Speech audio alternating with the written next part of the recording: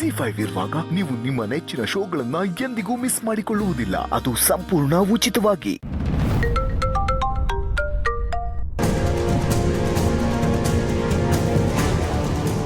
Hello mister Ajay. Hi Dilip. Voice ಹಾಕೋ dull ಇದೆಯಲ್ಲ, ಏನಾಯಿತು?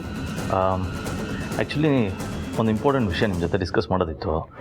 ನೀವು ಫ್ರೀ ಆಗಿದ್ದರೆ ಹೇಳಿ, ನಾನೇ ಬರ್ತೀನಿ. ನೀವು ನನ್ನ ಜೊತೆ ಮಾತಾಡೋದಕ್ಕೆ ಅಪಾಯಿಂಟ್ಮೆಂಟ್ ತೊಗೋಬೇಕಾ? ಯಾಕೆ ಇಷ್ಟೊಂದು ಫಾರ್ಮಾಲಿಟೀಸು? ನಾನು ಯಾವಾಗಲೂ ಫ್ರೀನೇ ಏಜೆ. ತುಂಬ ದಿನದಿಂದ ನೀವು ಸಿಕ್ಕಿರಲಿಲ್ಲ. ನೀವು ಫ್ರೀ ಮಾಡಿಕೊಂಡು ಒಂದು ಟೈಮ್ ಹೇಳಿ. ನಿಮ್ಮ ಮನೆ ನೋಡ್ದಂಗೂ ಆಗುತ್ತೆ, ನಿಮ್ಮ ಮನೆಯವ್ರ ಪರಿಚಯ ಆದಂಗೂ ಆಗುತ್ತೆ. ಶೋರ್. ದಿಲೀಪ್, ಒಂದು ಚಿಕ್ಕ ರಿಕ್ವೆಸ್ಟು. ಮತ್ತೆ ರಿಕ್ವೆಸ್ಟ್ ಅಂತ ಹೇಳ್ತಿದ್ದೀರಲ್ಲ, ಅದೇನು ಅಂತ ಹೇಳಿ. ಜಿ ಹುಜೂರ್ ಅಂತ ಮಾಡಿಬಿಡ್ತೀನಿ. ಅದು ನಾನೀಗ ನಿಮ್ಮ ಜೊತೆ ಏನು ಮಾತಾಡೋಕೆ ಹೊರಟಿದ್ದೀನಿ ಅದೊಂದು ಸ್ವಲ್ಪ ಕಾನ್ಫಿಡೆನ್ಷಿಯಲ್ಲು. ಅಂದರೆ ಯಾರಿಗೂ ಗೊತ್ತಾಗಬಾರ್ದು. ಇಫ್ ಪಾಸಿಬಲ್ ನೀವು ಒಂದು ಸ್ವಲ್ಪ ಯೂನಿಫಾರ್ಮ್ನ ಅವಾಯ್ಡ್ ಮಾಡಿ ಕ್ಯಾಶುವಲಾಗಿ ಬಂದರೆ ಬೆಟರ್ ಇರುತ್ತೆ. ನಾನು ನಿಮ್ಮ ಫ್ಯಾಮಿಲಿ ಏಜೆ. ನಿಮ್ಮನ್ನು ನೋಡೋದಕ್ಕೆ ನಾನು ಯೂನಿಫಾರ್ಮಲ್ಲಿ ಬರ್ತೀನಾ? ಕ್ಯಾಶುವಲ್ ಅಲ್ಲೇ ಬರ್ತೀನಿ. ಹೇಗೂ ಆಫಲ್ಲಿದ್ದೀನಿ, ಅಲ್ಲೇ ಬಂದು ಮಾತಾಡ್ತೀನಿ.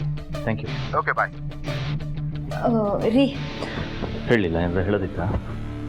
ಬೇಗ ಹೇಳು, ಸ್ವಲ್ಪ ಅರ್ಜೆಂಟ್ ಕೆಲಸ ಇದೆ ನನಗೆ. ಅರ್ಜೆಂಟಾ? ಇರಲಿ ಬಿಡಿ, ನಾನು ಆಮೇಲೆ ಹೇಳ್ತೀನಿ. ಹಲೋ, ಏನೋ ಹೇಳ್ತೀನಿ ಅಂತ ಬಂದು ಹಾಗೆ ಹೋಗ್ತಿದ್ದೀರಾ? ಹೇಳು. ನೀವೇ ಅರ್ಜೆಂಟ್ ಅಂತ ಹೇಳಿದ್ರಲ್ಲ, ಅದಕ್ಕೆ ಹೋಗ್ತಾ ಇದ್ದೆ. ಸರಿ, ಆಮೇಲೆ ಹೇಳು ಅಂತ ಹೋಗು.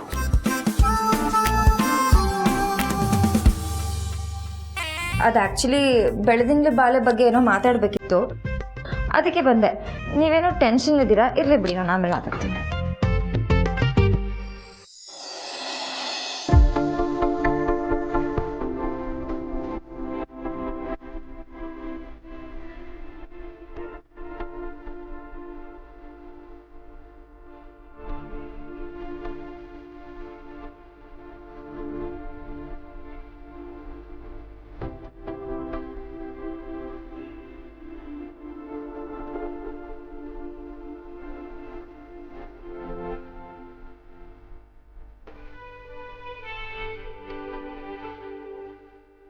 ಬೆಳೆದಿಂಗ್ಲ ಬಾಲೆ ಲೆಟರ್ ಏನಾರ ಬಂದಿತ್ತಾ, ಅಥವಾ ಅವ್ರ ಬಗ್ಗೆ ಏನಾರ ವಿಷಯ ಗೊತ್ತಾಯ್ತಾ? ನೀವ್ಯಾಕೆ ಇಷ್ಟೊಂದು ಎಕ್ಸೈಟ್ ಆಗ್ತಾ ಇದ್ದೀರಾ? ಅದೆಲ್ಲ ಈಗ ಬೇಕಾ? ಏನು ವಿಷಯ ಅದನ್ನು ಹೇಳು. ಅಲ್ಲ, ಬೆಳೆದಿಂಗ್ಲ ಬಾಳೆ ಅಂದ ತಕ್ಷಣ ಇರೋ ಟೆನ್ಷನ್ ಎಲ್ಲ ಮರೆತು ಎಕ್ಸೈಟ್ ಆದ್ರಲ್ಲ, ಅದು ಹೇಗೆ ಅಂತ ಹೇಳಕ್ಕೆ ಬಂದೆ. ಅದಾ, ಆ್ಯಕ್ಚುಲಿ ಆ ಹೆಸರು ತುಂಬ ಹತ್ತಿರ ಅನಿಸುತ್ತೆ ನನಗೆ. ಆ ಲೆಟ್ರನ್ನ ಓದಿದ್ರೆ ಏನೋ ಒಂಥರ ಸಂತೋಷ ಆಗುತ್ತೆ, ಖುಷಿ ಆಗುತ್ತೆ, ಅದರಿಂದ ಒಂದು ಉತ್ಸಾಹ ಸಿಗುತ್ತೆ, ಏನೋ ಒಂದು ಎನರ್ಜಿ ಅದು. ಅಂದರೆ ನೀವು ಬೆಳೆದಿಂಗ್ಲ ಬಾಲೆನ ಇಷ್ಟಪಡ್ತಾ ಇದ್ದೀರಾ? ಹಾಗಲ್ಲ, ಅವ್ರು ನಮ್ಮನ್ನು ಪ್ರೀತಿಸ್ತಾರೆ ಅಂದ ತಕ್ಷಣ ನಾವು ಅವ್ರನ್ನ ಪ್ರೀತಿಸಲೇಬೇಕು ಅಂತೇನಿಲ್ಲ.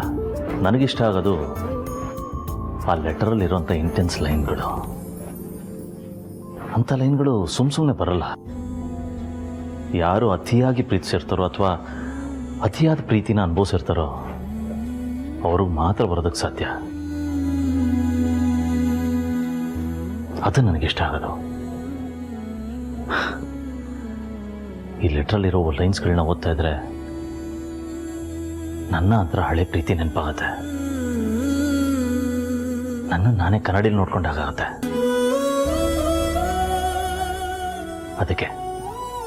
ಅದಕ್ಕೆ ಈ ಎಕ್ಸೈಟ್ಮೆಂಟು. ಇಲ್ಲ, ಇನ್ಮೇಲೆ ಆ ಲೆಟ್ರ್ ಏನಾರು ಬಂದರೆ ಯಾರಿಗೂ ಕೊಡದೆ ನೀನು ನನಗೆ ತೊಗೊಂಬಂದು ಕೊಡ್ಬೇಕು. It's a deal, okay? ಪಕ್ಕ ನಿಮಗೆ ಅಂತ ಬರ್ದಿರೋ ಲೆಟರ್ನ ನಿಮಗೆ ಕೊಡ್ದೇನು ಯಾರಿಗೆ ಕೊಡಲಿ ಹೇಳಿ? ವಾಟ್? ಅಂದರೆ ಅವ್ರು ನಿಮಗೆ ಅಂತ ಲೆಟರ್ ಬರೀತಿದಾರಲ್ಲ, ಅದನ್ನು ನಾನು ನಿಮ್ಮ ಕೈಗೆ ತಲುಪಿಸ್ತೀನಿ ಅಂತ ಹೇಳಿದೆ.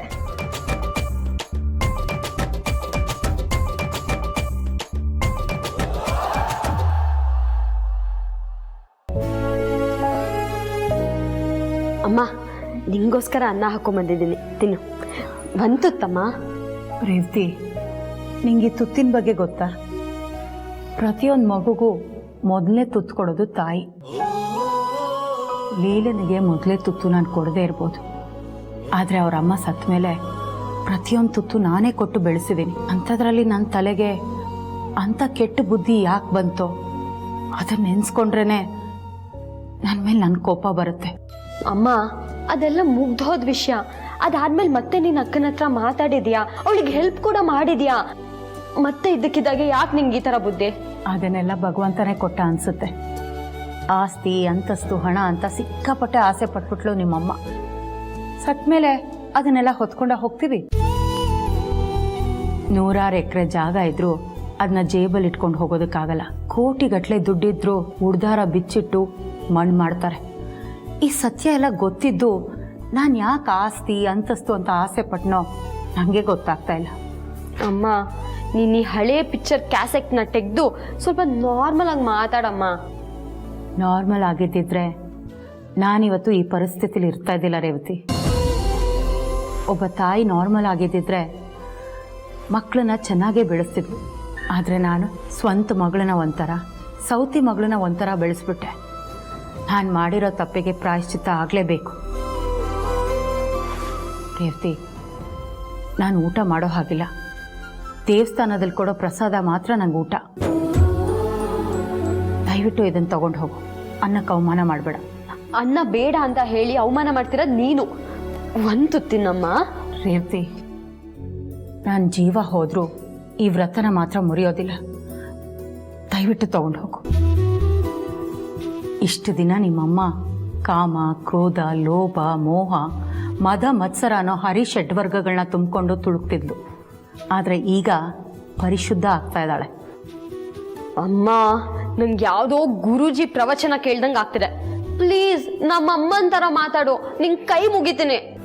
ಕೈ ಮುಗ್ದು ಕೇಳ್ಕೊಂಡ್ಲು ನನ್ನ ಮಗಳು. ಆದರೂ ನಾನು ತಪ್ಪು ಮಾಡಿಬಿಟ್ಟೆ. ನಾನು ಮಾಡಿರೋ ತಪ್ಪಿಗೆ ಇದಾಗಲೇಬೇಕಮ್ಮ. ನಾನು ಮಾಡೇ ಮಾಡ್ತೀನಿ. ದಯವಿಟ್ಟು ನನ್ನನ್ನು ತಡಿಬೇಡ. ನನ್ನ ಮಗಳು ಅಳಿಯ ಒಂದಾದರೆ ಮಾತ್ರ ನನ್ನ ಪಾಪಕ್ಕೆ ವಿಮೋಚನೆ ಆಗುತ್ತೆ. ಇಲ್ಲ ಅಂದರೆ ಇಲ್ಲ. ಅಯ್ಯಯ್ಯೋ, ನಮ್ಮಮ್ಮಂಗೇನೋ ಆಗ್ಬಿಟ್ಟಿದೆ. ನೀನ್ ಹಿಂಗೆ ಆಡ್ತಿದ್ರೆ ನನ್ನ ಸನ್ಯಾಸತ್ವ ತಗೊಂಡು ಹಿಮಾಲಯದ ಕಡೆ ಹೊಟ್ಟೋಗ್ತೀನಿ. ಅಪ್ಪ ನೋಡಪ್ಪ, ಅಮ್ಮ ತಿಂತಾನೆ ಇಲ್ಲ.